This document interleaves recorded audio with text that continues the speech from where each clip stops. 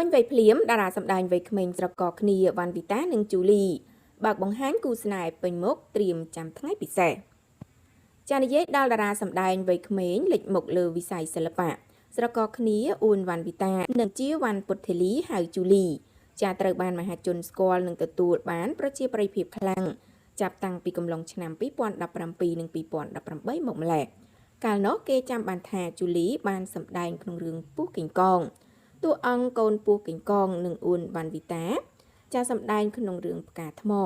ដែលដើរតួជាតួអង្គផ្កាថ្មក្នុងវ័យកុមារចាយ៉ាងណាមិញរំលងប៉ុន្មានឆ្នាំតារាសម្ដែងវ័យក្មេងទាំងពីររូបនេះ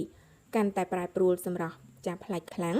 ចាដែលមើលទៅអ្នកទាំងពីរបានផ្លាស់ប្ដូររូបរាងពីវ័យកុមារទៅជាមនុស្សពេញវ័យ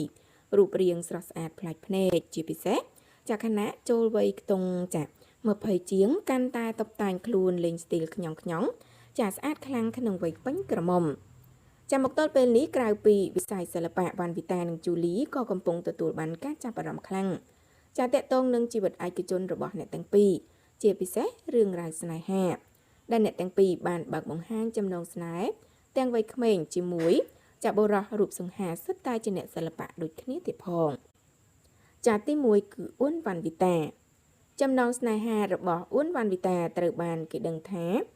នាងមានទំនាក់ទំនងស្នេហ៍ជាមួយលោកហ៊ីងសាន់ចាដែលជាតារាចម្រៀងប្រុសរូបសង្ហាមួយរូបចាបានស្រឡាញ់មើលចិត្តគ្នាជាង2ឆ្នាំមកហើយក្រោយពីបង្ហាញចំណងស្នេហ៍ប៉ុន្មានឆ្នាំនេះមួយរយៈមុនកន្លងទៅអ៊ុនវ៉ាន់វីតានិងគូស្នេហ៍ចាក៏បានធ្វើឲ្យមហាជនអបអរចាខណៈឃើញអ្នកទាំងពីរបានដឹកដៃគ្នាថតឈុតកូនក្រមុំកូនកំលោះយ៉ាងស្រស់ស្អាតចាឲ្យតម្រួយនៃដំណឹងល្អទៀតផងចាទី2ជូលីចំពោះតារាស្រីវ័យក្មេងជូលីវិញ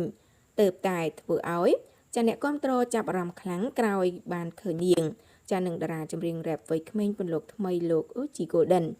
ចាបានបង្ហាញសកម្មភាពស្និទ្ធស្នាលផ្អែមល្ហែមចានឹងបានឲ្យដឹងថាអ្នកទាំងពីរកំពុងមានចំណងស្នេហានឹងគ្នាផងដែរលើពីនេះថ្មីកន្លងទៅជូលីនិងគូស្នេហ៍ក៏បានដឹកដៃគ្នាថតឈុតប្រពៃណីជាគូយ៉ាងផ្អែមល្ហែមបង្ហោះលើ Facebook ប្រៀបដូចជារូបភាព Pre-wedding សម្រាប់ថ្ងៃពិសេសអញ្ចឹង